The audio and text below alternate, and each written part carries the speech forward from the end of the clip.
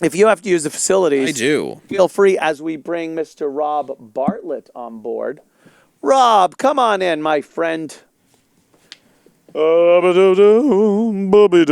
you doing, everybody? Hello. There he is. How are you? Mr. Bartlett. Herr Bartlett. Hello. Herr Bartlett. Seriously, why is he still in the show? Oh, my God. He's going to badmouth. Honestly, he's dragging you down, man. Trying to fucking He's dragging fuck over my co-host. No, he's dragging you fucking down. It's like, what is? I will not bring be to the party table? I will not be party to this. No, what is Loyal. What does he bring to the table? host. He brings nothing to the table. He's the minute That's E-Rock's line. the I minute bring nothing to the table. remember? the minute that album really takes off. I mean, I know it's number one on iTunes, and Yes. I know it's like the greatest thing since George Collins' AM/FM. Yes. I've never heard it, but he's out of here. You think? He's going to leave you high and dry. Oh, man. Could always go back to Artie. That would be a little tough. Artie, God bless him. He God bless Artie. looks like a pug dog that was chasing parked cars. He really is. I wonder if in time he'll get that adjusted, or if he doesn't care. It's I'm like, sure he almost doesn't like care. walking around like a boxer. I'm sure doesn't care. But you know what? All power to him, man. He's Yeah, he Came out of the seems to really darkness. be doing well. Yes. I hope he really sticks with it, because he's a good guy. we're so Funny fucked up motherfucker. comedians. I'm telling you. Oh, yeah. We're so fucked up. Just fucking weirdos, insecure, dark. Oh, the psychology, the trade psychology, Yeah. the papers and stuff about comedians. Yeah. Oh, Jesus. I mean, It's always been that way. It's pedophiles come out better than comedians. I was watching Norton. Norton is in part of this Netflix show, Degenerates. He's got his own episode, and it's Of course he does. It's stand-ups doing, I don't know, it was about 20 minutes, I guess, and it's so fucking funny. But it is some of the darkest shit Oh, yeah. I've ever seen Jimmy do. Oh, yeah. Because he really does. It's not an aside kind of joke. He does a whole segment on suicide and his thinking about it. And he said recently he came out of a depression and really was thinking about it, and the things. And then it's so funny because he's talking about the things that stopped him from actually doing it was that he's so bad at things he'd probably fuck it up. And you don't want to be the guy that tried to shoot himself in the fucking mouth and wake up in a hospital. He's Can't even do that right. yeah. Or, hang yourself and think. But it's unbelievably funny, but it's coming from such a dark place. And there aren't many comics who can walk that line like Jimmy can without, hopefully killing themselves eventually. Many of us have. Many have. Many of us have done the self-imposed dirt nap. Yeah, I was just watching a segment put up, I guess by maybe Conan, was it, of Mitch Hedberg recently from the early 2000s. Oh, God, that was He was a funny motherfucker. funny But that wasn't suicide. That was an accidental overdose. Who knows at that point? If you're doing it's true. heroin, That's true. you're pretty much fucking... Chasing that dragon, man. yeah, you're trying to fucking kill yourself in some Telling way, you, shape, or it's form. It's not. It's hard, man. Yeah. I'm doing my best. You're doing your best to hang in there, huh? Yeah, he'll be around for a while. That white lady. Yeah. Old God, what was he calling it? Fucking Peterman on Seinfeld. Oh, right.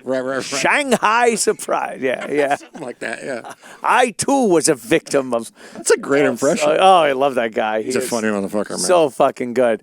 He's so good in Seinfeld. I did Chicago with him. He was Oh, really? Billy Flynn. Yeah, he's very good. He's a good, Really good. stage guy too. Man, Yeah. he's got charm, and he's just a funny motherfucker. Yeah, loved him in that. Oh, yeah. So obviously, Don Imus in the morning. Imus died What? over the. Oh, you didn't hear?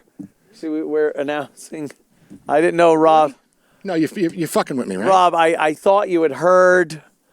I thought maybe somebody would have gotten in touch with When did this happen? you about. It was over the holiday Jesus. last week. Oh, God. Yes. What happened? What happened? Oh, God, love him. I was just talking to him. Remember that? See, that's right. I'm leading you right into the best of awesome. Anthony's. It wasn't. It's always kind of shocking in a way to hear that, someone you've known and worked with this stuff.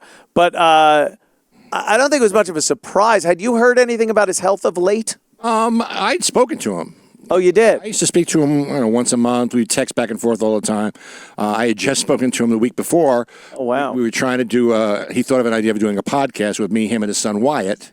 Right. It was going to be, I forget what it's called, something, sports, rodeo, and funny shit was going to be the name of the podcast. He would do the sports, Wyatt would do the rodeo, and I would ostensibly do the funny shit. And we were going back and forth, and he said, well, what do you got to do? I said, what do you mean, what do you got to do? What do I got to do to a podcast? I said, well, you can just plug a microphone to a fucking laptop. I mean, it's every asshole on the planet's got a has a fucking podcast, right? But you don't want to do that. You want to get a sponsor. You can get a high-dollar sponsor. I'm telling you, you come back and, in a semblance of some way on some kind of an airwave, you're golden. Yeah. So you can get a big time sponsor, and you got the studio out there. Get a sponsor. Yeah, easy enough to get an engineer to set it up so you can patch me in from New York, and then we do once a week. You got a show. Well, what do you want to do? How much would it cost for me to hire you? What would you want? So I laid the whole thing out, what I thought he could get a sponsor for. I gave him ideas of who the sponsors would be. I told him how much I wanted to get paid based on the sponsorship. Deepdiscount.com. I got an email back saying, I'll call you in the morning, you greedy motherfucker. You greedy motherfucker. And then we played phone tag back and forth. I'd call him. I guess you win. I don't know. I got called back and forth, and then he was like, what? He couldn't understand him. He'd mumble and said, he'd hang up. He'd get pissed off. He'd hang up. Oh, shit. So the last time I called him back, he said, hello. I said, yeah, it's Rob. Who? Oh, shit. Rob Bartlett? I said, yeah. Click. But before he hangs up, I hear him laughing. So it was the perfect way to say goodbye. That was it. Because it's exactly what our relationship was like, and that was him. Oh my God. Sounded. He didn't sound well. He didn't sound as robust as normal. Some of the pictures he posted on Facebook and Twitter kind of. He was looked a little ragged. Apparently, I didn't know he'd been in the hospital the year before. I guess for pneumonia, but I mean he had COPD and really, really, really bad. And COPD, baby. COPD. COPD. Coming to get you, COPD. And he, he fought like a motherfucker. Yeah. When he was in the hospital, the doctor said, the way you are, he says, I got to be honest with you, you're going home, but 99% of the people who come in don't go home. And, if you go home, it'll be 6 months. Wow. He lasted almost 2 years. So he hung out, he hung on. Yeah. And he was exactly the same person a week before he left that he was, and which is a beautiful way to go. Yeah. But I mean, considering the toll he took on his own body earlier in his life, that shit catches up on to you on the tail end. He was a partier, right? Pretty hard. Yeah. He loved 30 some odd years. That's what I thought. Yeah. And, Deirdre, we met Deirdre 25 just prior. I knew him about 6 months before he went to rehab. You were with him a long time. How many? 31 years. Holy and shit. Okay, I didn't even. She, Deirdre, they were married 25 years, 2 weeks before he passed. Oh, wow. And if it wasn't for her, he would have been gone years ago. Yeah. His lung went down once. We were supposed to do a Special Olympics event up in New Haven. It was some tennis thing with Lupiga and all these other people. And his lung went down, like mysteriously. They couldn't figure. He rushed to the hospital. He was in the hospital for like 3 weeks, 4 weeks, before he met her. And then when he was out at the ranch, he got bucked off a horse, and his second lung went down. Oh, they medevaced him, helicopter.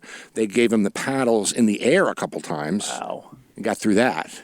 And then he was on supplemental oxygen, I think, for the last few years of his life. He just couldn't. Oh, really? Could not breathe. Yeah. He had 3 Ps, Alex. What are the 3 Ps? Yeah. I'm 80 years old, 2 collapsed lungs. What's my price?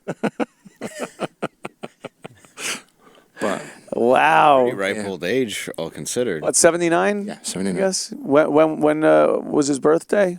It's June Okay. 17th. 79.5. June 17th, I think. I'm 79.5. half. So, Not to be personal or depressing, but does it really bother you the way that people have described him when he died of just like racist radio shock jock? Like he's remembered for one bad moment. fuck the shit out of me. He knew. Fuck the shit out of Dina and me. He knew that was going to be attached to him for the rest of his life, and and he admits it. He admitted freely he did something stupid. And it wasn't, it wasn't planned. It wasn't, it was a lame attempt to be funny. And he realized later. He said, it's not. You shouldn't be making fun of people who don't deserve to be made fun of. And he was very, very remorseful. He took it really, really hard. Yeah. He apologized. He met with the team in Jersey, with all their parents and stuff were there, and every single person went up and said what they wanted to say to him, and he took it all. He didn't. You bring some run away soul glow with him. So That would have been good. you want to get kicked off the air? I've been kicked so far off the air. They all signed a copy of Joanna Man. But you can't take away from the fact of all the other shit that he Exactly. did.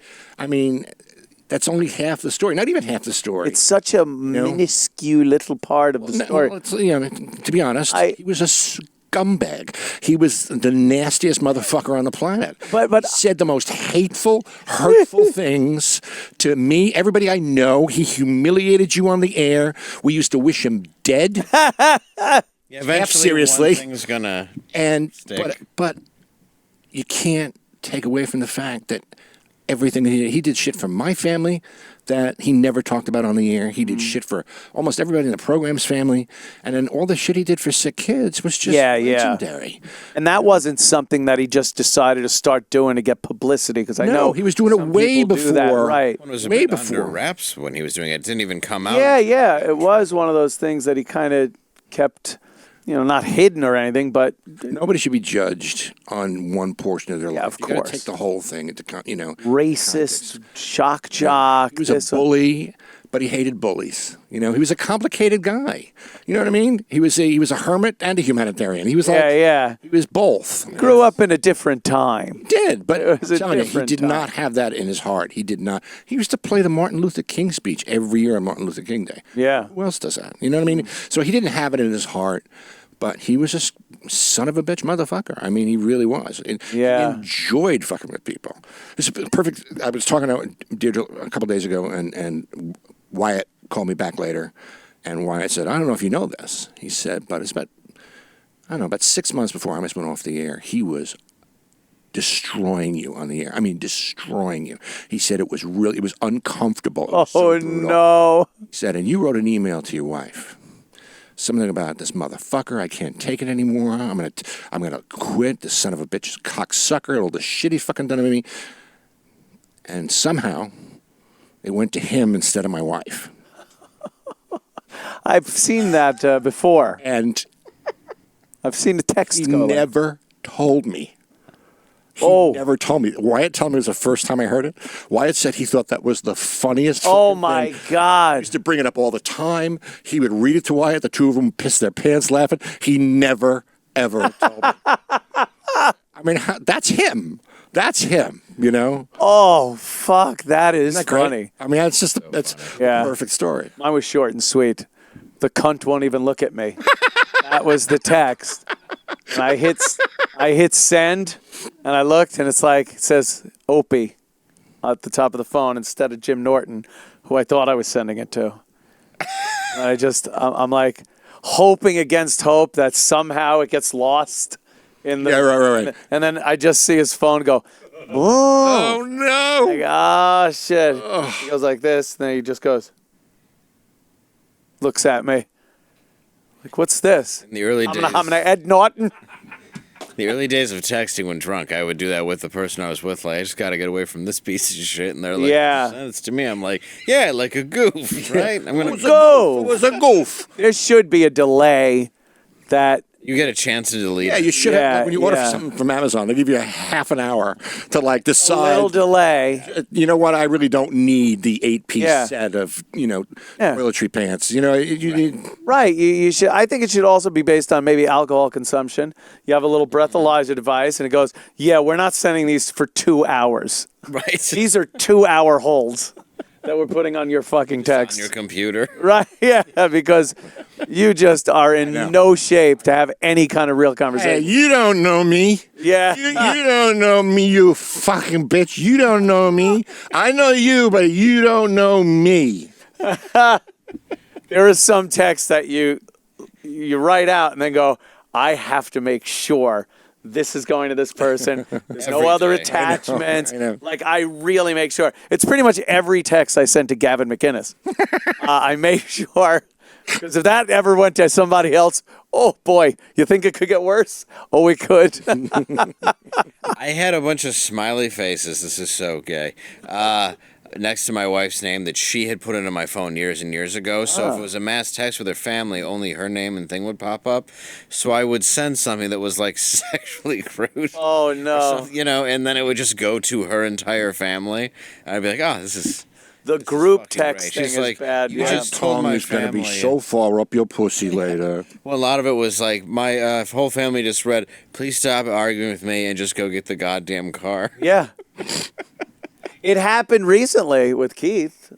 Keith had a group email between him, myself, someone else, and Opie.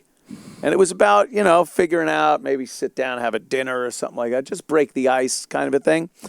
And I wrote back to Keith, I was just like, no, fuck that. He's a fucking idiot.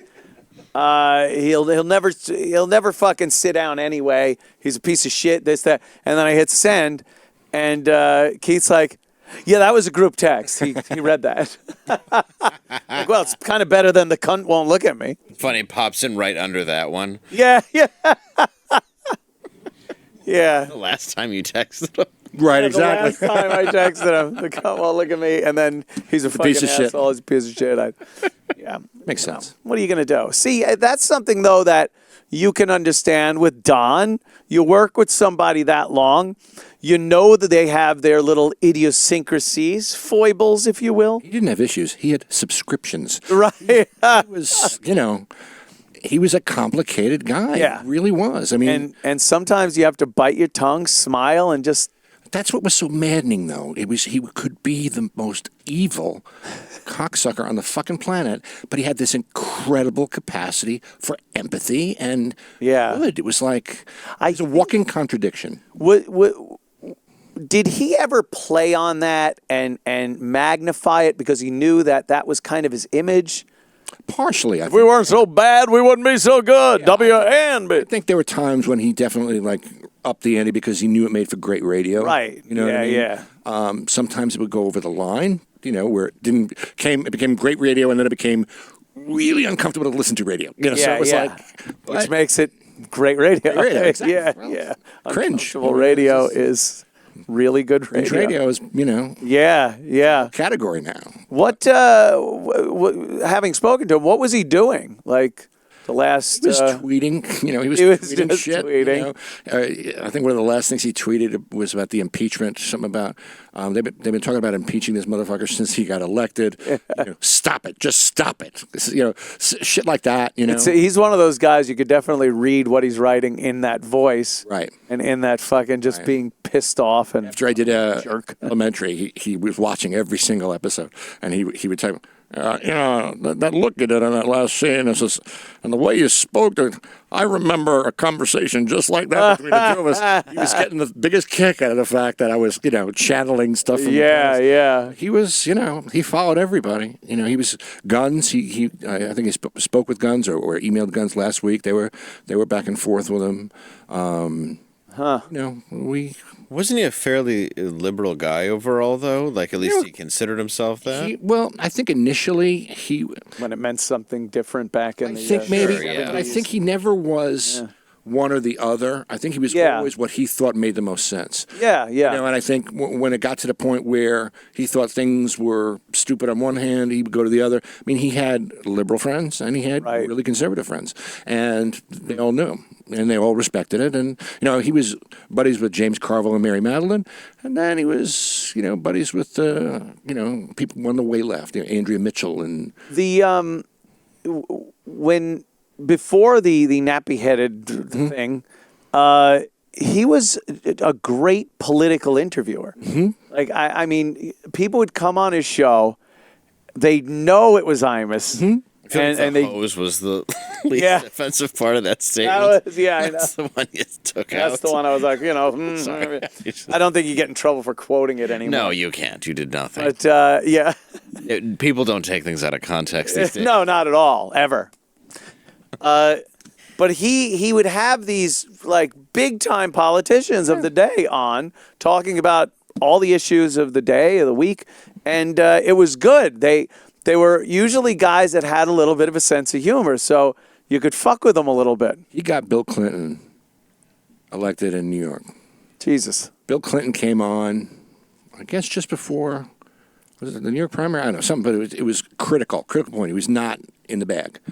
And he came out on Imus, and Imus was breaking his balls, and Clinton showed that he could take it. He could take it, and Clinton was a charming motherfucker. He really was. I got to say. He was back in, especially back then. And before, the lid got blown off of his wife and his murders. Here's suave, though. Yeah. Well, charisma, though. But I was Fort Marcy Park, blood spatters uphill, stuff like that. Yeah. But I just watched the speech from hell a day or two ago when he spoke at the Radio and Television Correspondents' Dinner. Oh yeah, infamous speech from hell. Yes, and he had a pair of balls, and I remember just saying because we helped write him.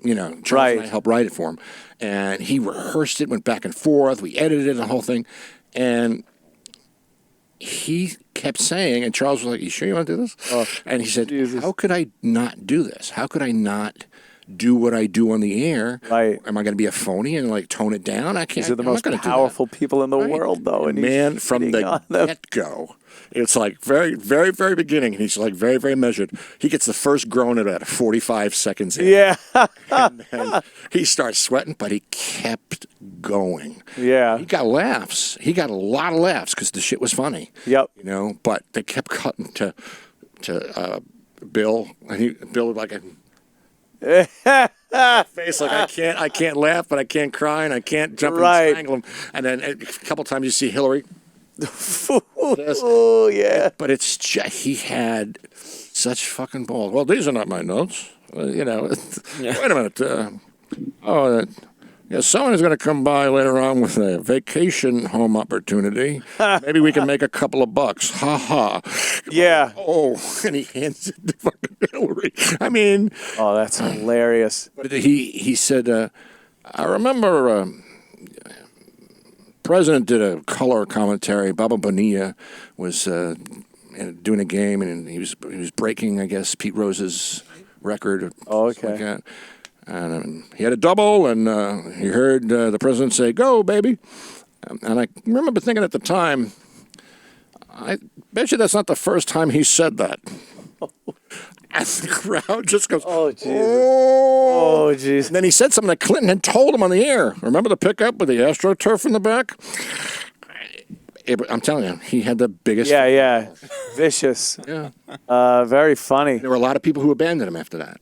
Really? Tim Russer, a whole bunch of people abandoned him, would not come on the air with him after that. And then after, the basketball thing, that was it then. Too. That was really it. But, he...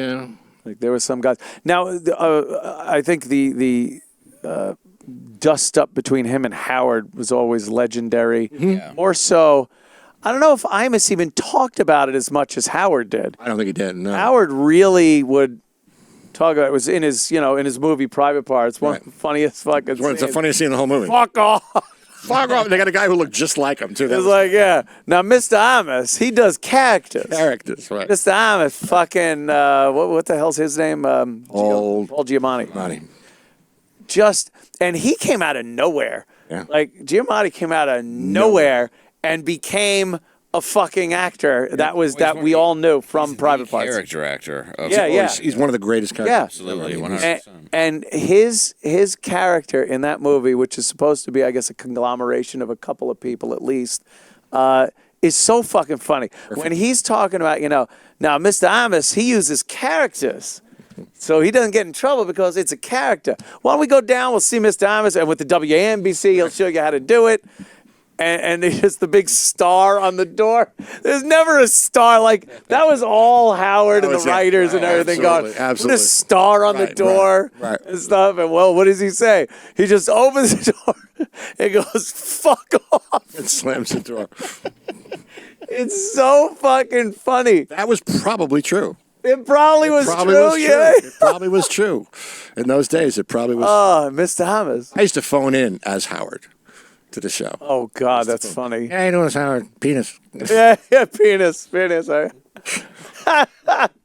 Did now over the years, we saw Howard kind of become a different on-air personality over the course of the years. He's got persona non grata, people that aren't even allowed on the show anymore. Kinder, gentler. He was just on Ellen DeGeneres the other day, and it was so cringy to watch. Look, I got nothing against, and the guy, he's in his 60s. I understand you're not going to be throwing baloney at girls' tits in your 60s and stuff. Why not? But I just want to be nice. A cab driver on the way here would tell you different. He would. Not kidding. I think he wants to hear that. Mm-hmm. But, some people can change that. But it seems like he's trying to cover up what he was and what he did, what made him that famous. Right. And that's a little hypocritical. And then fucking over some of the guests. Gilbert Gottfried, I'm sure Gilbert would love Howard Stern plugs for his gigs and shit like that. But he's not allowed on the show anymore. And Gilbert is possibly the funniest human being on the fucking planet. He was one of those guests where you would hear, "Oh, Gilbert's coming in a little later," and you'd be like, "Well, I'm stuck in the truck. I'm stuck. Yeah. I cannot get out of the truck now. Right. This is going to be some of the funniest shit I've ever heard." And it was. And imagine, if you will. I mean, he would do 40-minute sets. 40-minute sets at Catch Rising Star at 3:00 in the morning. They would put them on to try and chase the people out. So get people close. out. And you'd come back after doing a one-nighter, and it'd all be comics standing in the back. Yeah. And just dying laughing, and the people would be drunk and had no idea what the fuck he was doing. I once saw him do at least an hour and 10 minutes without opening his eyes. Oh, yeah. The whole thing like this. It was not like I can't tell if they're open or closed, like jammed shut. Oh, yeah. Yeah, I've seen that. I just came back from Africa. It's all black there now. It's so fucking funny. He did. We saw him down at what the place in the village, the Cellars Comedy Cellar? Your place. The Village Underground. Oh, Village Underground, Still the Cellar, but it's the Village Underground. Saw him there, and he went into doing this childhood cancer material. Oh, God. Which was brutal. Just brutal. And hilarious. Yeah. Like you were just telling yourself, "Oh my God, why am I laughing at this? It's terrible." It's and he just kept going and going, and it got worse and worse, and was hilariously funny. He's just one of those guys. See the documentary about him? Yeah. Oh, it's what a weirdo. So fucking great. What a weirdo. So Taking the that's bus true. with trash bags. Yeah. And then filling his suitcase with all the soaps. Shampoos from the motel. He'd pull those giant containers that were the size of his bed out from under the bed, and they're all full. And his wife is like, "Oh, he doesn't use them. He doesn't take them with him to use at another place. They all go in here, and then he gets new stuff, which then goes in here, never to be used." Unbelievable. That's crazy. He's crazy. He's a Getting great on the dad, bus. though. He stands there at the bus stop to take a bus to his gigs. Genius and madness. Oh, yeah. It's right there. Right there. I was going to ask, did you ever hear from Imus about anything? Did he ever get in touch with Howard? Or Howard ever get in touch with? Was there ever communication that we never heard about? The only thing that I remember was there was an on-air exchange. It had something to do with Deirdre at the gym and something to do with Howard's wife, and I don't know what it was. It was some kind of a dust-up. And it got kind of ugly. Oh, wow. I think it was more ugly on Howard's side than it was on Imus's, because I remember after Howard, Imus hung up on Howard and then started laughing. Because he, was poking the cage and knew he got the response he wanted. Yeah. When we first came back on ABC, we were simulcast by RFD TV. It was us I remember that. and, Morning Farmer and then polka shows. I shit you not. Yeah. Steam Engine, Jubilee. It was the weirdest fucking channel. Anyway, we were in that, where Fuse used to be, right across from Madison Square Garden. There was that fish tank, the big window, and we would broadcast in the window. People would come by and look, whatever. Sometimes you'd be lucky. And he was... the producer of the show, Tom Bigfoot Bowman, would be sitting in the control room and he would look, on the monitor, TV monitor, and it would be in a commercial or something. And he said he would see IMS look around the room and then focus on one person. And then he said there was like a feeling of resignation. And the minute it came back on the air, he went after that person. Oh, wow. He was So just thinking of something like, yeah, I mean, but that's... can I fuck with you about that? Exactly. And be brutal. Yeah. You fat fuck. I mean, my father, I flew down to Florida. My father was having a surgery and half, he's going to be dying, but he had this last-ditch surgery. Flew down to Florida, my brothers. And I landed at the airport and I got a voicemail message from his wife saying, call me before you go to the hospital. So I call her and she said, he's gone. They didn't bother sewing him back up on the table. It was just wow. So far gone. So I was kind of shocked. So I'm kind of upset. And I'm calling Imus because I'm not going to be in for the next couple of days. And Imus said, what? I said, my father just died. I'm not going to be in for a couple of days. Oh, what do you mean? Oh, no. I said, my father just died. I'm not going to be in for a couple of days. Well, he's still going to be dead. You Oh, that motherfucker. Yeah. But it was perfect because that's what you needed to hear at a time like that, Of course. That is true. Yeah. Same guy who's when I comic, When I got sick, when I had the pulmonary embolism on the way to work and collapsed in the fucking parking lot, 31st Street, he said to me repeatedly, do not come back until you are absolutely sure you're okay. And he said, take all the fucking time you need. Do not. I mean, I was up for a few months. Yeah. And he would also let me go out and do pilots in L.A. for a couple of months. I mean, he was just, Yeah, but then he always had a job, but then he would, turn around and be a fucking asshole. It is, it's an amazing career. I remember when I was a kid, like a real kid. Yeah. My dad would put him on in the car, and I would laugh and think that is just the most awesome thing. This guy is, and my dad would be laughing, which was a good thing too, because meant maybe he wasn't throwing the spaghetti against the wall that night. Nobody's getting hit if Papa's in a good mood. I had an AM clock radio that I won in high school because my homeroom sold the most magazines. I don't know why. But I used to set it to 66. Swank? What were you selling? Boy's Life. Gent. Home of the double D. Gent. Black Inches. Yeah, Black Tail. And it was set to Imus. And so I'd wake up, and one morning I wake up, and he's playing Elton John's Don't Let the Sun Go Down on Me. Oh, no. It trails out. No, if you're not going to let your son go down on me, how about your daughter? Boom, into a jingle. Right into Imus in the morning. Right, and then back at the spots, and then came back, and it was Best of Imus for the rest Oh, shit. Somebody came in. Vomit or whoever it was, called him in. And said, Yeah. Now, you should have done that as a character. A character. Yeah, I remember as a kid, the old Billy Saul Hargis bits where you'd hear that song come up and, he'd go into the Billy Saul Hargis character. And as a kid, I don't know. I don't even know if I knew what he was talking about half the time, but it just made me laugh. The voice was, he's just doing this on the radio. But it was a guy, it was I guess Billy Saul Estes was a real guy, and some other Hargis was a real guy, and he combined the two of them. But I think he was doing Billy Saul Estes, the voice. Right. It was one of those preachers, radio preachers, like from when he was a kid. Yeah. When he was in, Texas or Arizona, wherever he was at the time when he was a kid on the ranch. That's what he remembered. Yeah.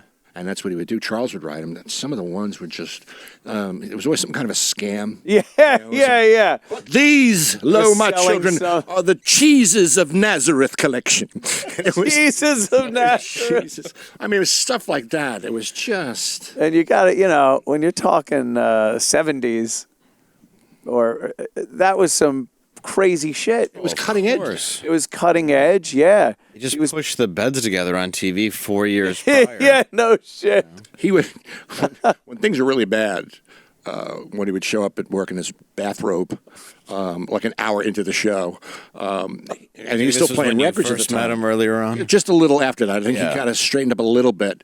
And then he would come in like an hour after the show started, and during records, because he used to play records at the time, he would lay down on like a sleeping bag or a air mattress on the floor between when records were playing, between stop sets, so that he could nap. Inagata DeVita. Right, exactly. Inagata DeVita. Whoever wrote that got a lot of money that year. Yeah. Got a lot of plays. That one, maybe live, Greengrass and High Tides Forever. Freebird? Yeah, I was going to say, How long can we make this solo? Yeah, just Revolution #9. I mean, you're everything. hungover or a radio groupie came into the studio. Whatever, you need a little extra time. That's what you would do. Yeah, and then I remember when he got fired in New York, and where do they send him? Cleveland or something. So he had to do some radio in Cleveland, And turn that station to #1. right? And then back to New York. But he was syndicated out of here. He eventually became syndicated. When we were in FAN, and we were like a year or two in, we started syndicating. Imus was the company at the time, Imus Radio, and they started syndicating. And at one time, we were in 150 markets across the country, and we would do remotes, Yeah. which was so much fucking fun. Because eventually he got the iJet. He had the timeshare and a private jet, so we'd take the private jet to Arkansas or wherever, and Jesus. it was the greatest. It was No shit. Was he from the West originally? born in California. Okay. And then I think Kingman, Arizona is where he grew up. And then he worked in a copper mine, and he, was a brakeman on a railroad. And I think he had an accident on the railroad and got a shitload of money, and that's what he used to move to L.A. to start his career. Oh, really? Oh, wow. He was entering talent shows in L.A. with song parodies Song parodies, yeah. in these black nightclubs. And he won one, and the prize was a recording contract to Duto Records.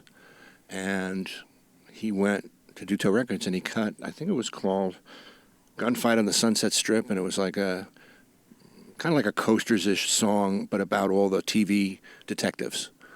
And got some notice for that, and then, All the jocks back then that were doing anything but just spinning records put out their albums. The big vinyl fucking album. Well, you were song parody. Oh, yeah. That You was Parody Central. noticed, yeah. got me in. Yeah. that's I got how my I got foot in. in the goddamn door. Yeah. I just listened to one the other day. It was Puff Daddy, I'll Be Missing You, and it was Imus Dissing You.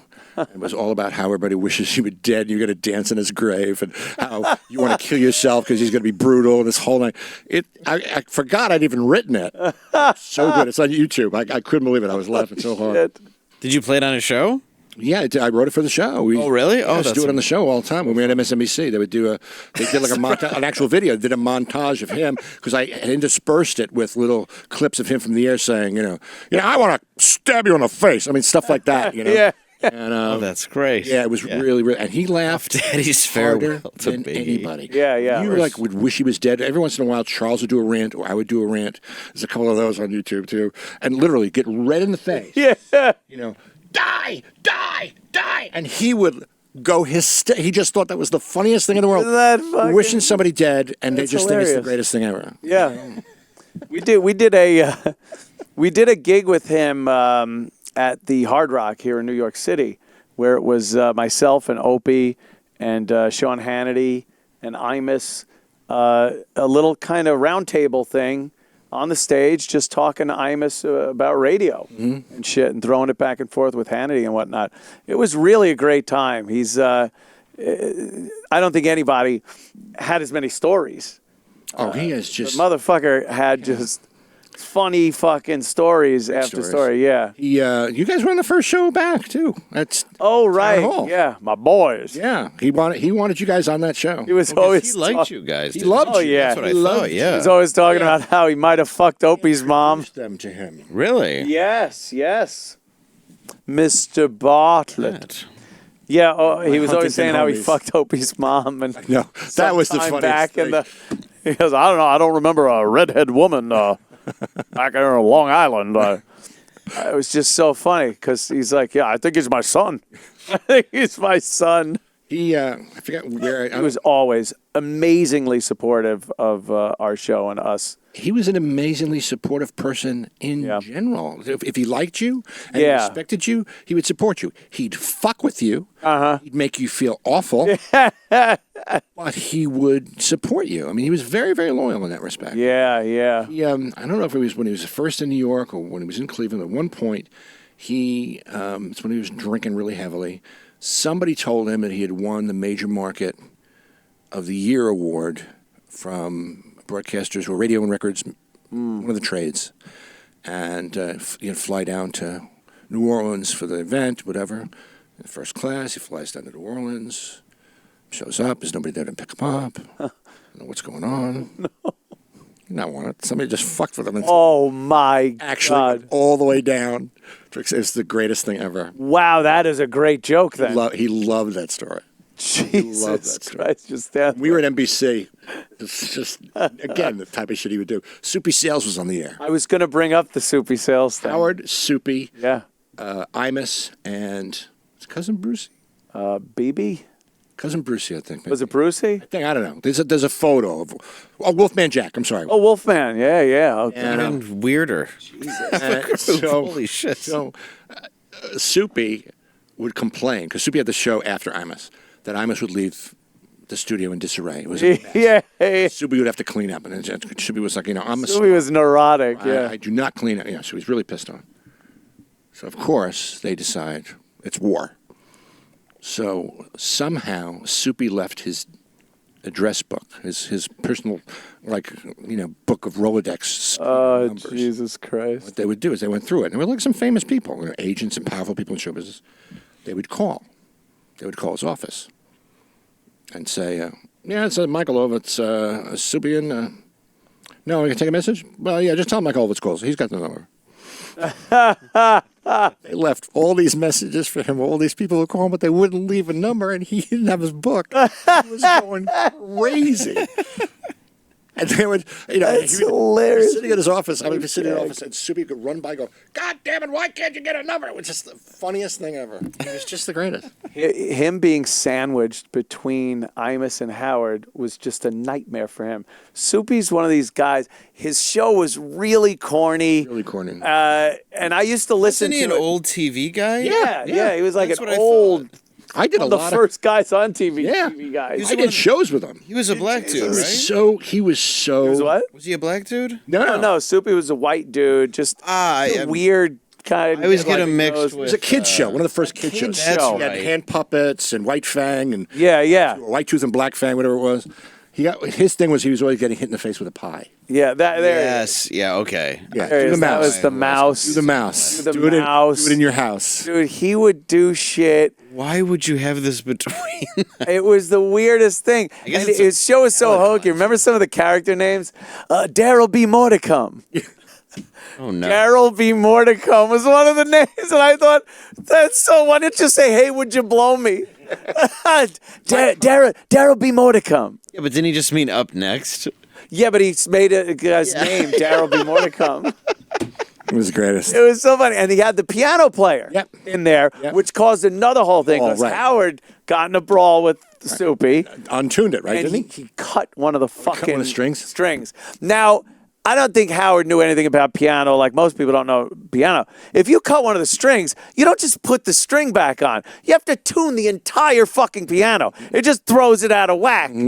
But I remember the audio, and it's just Howard going, "Should I do it? Should I do this? Should I do it?" And then you hear like, "Ding!" And Soupy was fucking livid. Livid. Like, I don't know. They probably put Soupy in a grave a few years earlier than he would have if he didn't have to deal with Imus and Howard. He was a trip. He was a lot of fun to work with. Yeah, we talked to him a couple of times. Me and Opie, when we first got to New York to do NEW, we were like, they put us up at an apartment on the east side. And when we had to go to 57th and 7th to do the show at NEW, we would walk a lot of the times. See the city, talk about fucking show shit, whatever. And we'd see Soupy almost every day. Soupy, I guess, was finished with his show, and he'd be walking down the street and always disheveled. So funny. Just a mess. Just looked like an old bum. And we'd be like, Soupy! Hey, how you doing, guys? Soupy. I didn't even know he had a show here. Oh, yeah. For a couple of years. I just remember the TV thing. I had no idea. Tinkle into the keys. It was always a piano. Howard wasn't syndicated at that time then, was he? I didn't. No, there wasn't even Nobody was syndicated. syndication at that point. It wasn't really a thing. The only way to be syndicated was like Wolfman Jack. Put 100,000 watts out through your antenna, and you'll cover the entire country. You'd also cook things that would be the transmit. Yeah, that was Wolfman Jack. You could hear him from Mexico to Canada. He was a guy. If you got a record on He there. broadcast from Mexico. So he could get around the rules. They were broadcasting with just an insane wattage that would just blast over every other station that was even close to the... You could get it in Canada. Yeah. And you couldn't get... Hey, you got the Wolfman. It was fucking awesome. Old days. He was a great DJ. People got just living by that. Yeah. Oh, God. Just The engineers having to go to turn on the... I look like the Elephant Man. like a Tesla coil. Sparks are just... His sperm was dust. Jocks were just... and that was, the time Imus was... Because like you said, he was spinning records during a lot of that time. And I loved it. I loved those deep voice guys from NBC. I am baby. It'd be like all the jingles and the Wilson. Yeah. How did he pick you? How did you get that job? I'm just curious. Like, what was your connection? I used to do Soupy every once in a while because we would work together on the road. We were Bottom Line and shit together, open for him. Oh, God. And I was young starting out. I needed help. The Bottom Line was a fucking name place. Got in. Bottom Line of the bitter end. That's right. And it was there. Yeah. I was doing a benefit for, I think, Make-A-Wish, and Soupy wasn't on or something like that, so I couldn't go on to promote it there. And I was doing a one-nighter in Jersey, like a ground round or something like that, with a comic called by the name of Mark Sheff, who was Imus's producer at the time. And he said, well, why don't you come do Imus? I said, well, we have comedians on Friday, Comedian Friday. Come on and do Imus. I said, oh, all right. Imus in the morning. I said, yeah, all right, cool. I hadn't listened to him since high school. Yeah. So I went on, and I did my Tom Carvel bit, which was my signature bit at the time. Hello, my name is Tom Carvel. They loved it, right? I own the Carvel ice cream supermarket. And he went nuts. He went nuts for it. And he said, whenever you want, come back on. Oh, that's great. Whenever you want, just come back on. That is so great when you hit that. Sticking my nose in, I was just show up. Yeah. Hey, how you doing? And he'd have me on, and I would sit with him for the rest of the show. I'd show up like at 8 or 9 and be with him until the end of the show. And finally, they said, we really have to start paying you for this. I said, oh, well, okay. And so I got paid like on a per bit basis, and then they went to, on the weekend it was Best of Imus, got a little extra cake. $17.50. And when we moved to FAN, they offered me a contract, and that was... It's incredible. That's great. I still have the $25 check from WBAB in Babylon from Bob Buckman for doing his morning show. Wow. It's like, all right, thanks. Here's a check for $25. I'm like, I'm a pro. And I still have the $25 check I get from doing 3 months on this show. Yeah. That's pretty damn good, man. And that's with the advance. Yes. Overpaid. I appreciated the Christmas bonus. Overpaid. Did you hear? He only pays him $25. $45, $200 a week, a month.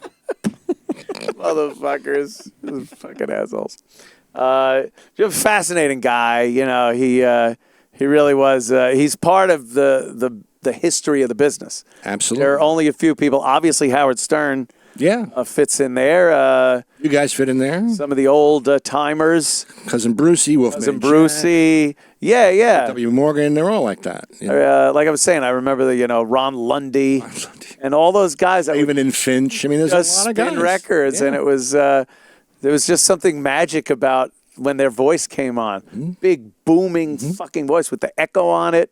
And talking up records. Yeah. Talking up records and hitting the post. Talking them up, and you had and you really did just to try to imagine what the studio looked like. And I always had this unbelievable, grand impression of radio studios, like all of them with these palaces and most of them realize, closets. Oh, they're shitholes. They're shitholes, and the guys are broke. Oh, and the first one you go into as a comedian, it's the most disheartening. Oh, absolutely. Yeah. I thought this was the big time. What happened? NBC, like in Rockefeller Center. It was, it was a dump. I wrote that in the book also when I when Opie invited me to his house. I was fucking like, oh my God, this is awesome. He goes, yeah, we'll watch. What the fuck was that? That Brandon, was it Brandon Lee? The Crow. Yeah. Right. So watch The Crow. He goes, yeah, I got The Crow on VHS there. You know, whatever. Go watch that. I'm like, oh, so I pull up to his house and I'm like, and then I had to actually think to myself, oh, it's Northport. It was one of the shitty houses in Northport, and he only had the bottom part of it. It was renting. And I'm like, oh, this must be his summer place. He summers in Northport. In a duplex. Yeah. I couldn't fathom. I thought if you were on the radio, money, you were rich. Yeah. I thought that was it. You're on the radio, you're fucking rich. Nope. Imus used to play Angie by the Rolling Stones, and he would talk up the record.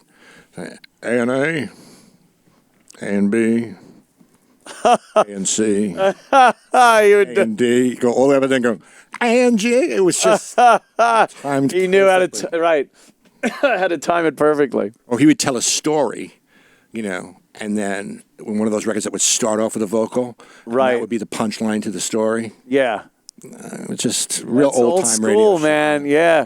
We did one of the funniest things I think we ever did on radio was goofing on CBS FM. Oh God! And we did that bit.